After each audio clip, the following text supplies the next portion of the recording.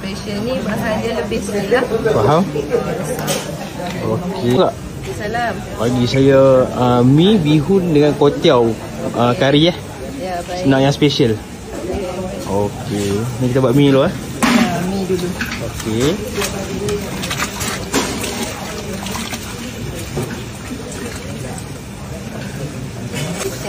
Kuotiao. Okey.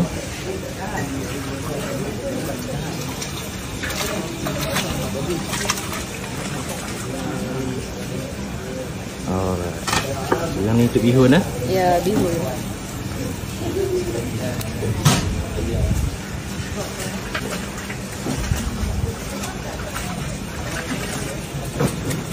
Alright.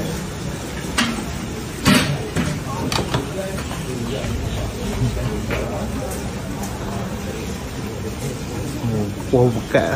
Ya, kuah pekat. Alright. Okay, untuk yang special ni ada bahan apa dalam ni? Ya, ada kerang, telur, ayam, sopor. Okey. Special ni bahan dia lebih sikit lah. Faham? Okey. Ya. Okey.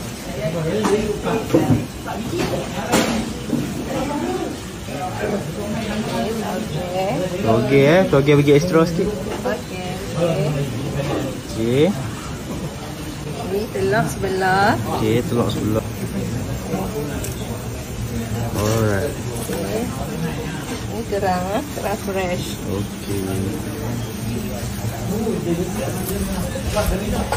Alright. Ni special. Cik Ang kak? Ya. Macam ni harga RM9 Ya.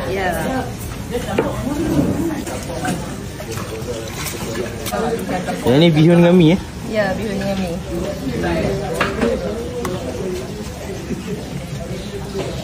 Tu ayam Ya, ayam. Okey.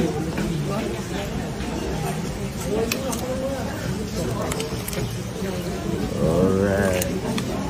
Okey. Untuk special dia jadi semua bahan lebih lah. Ya, bahan lebih. Okey, macam ni siap lah. Siap. Macam ni harga berapa ni? Ini RM9.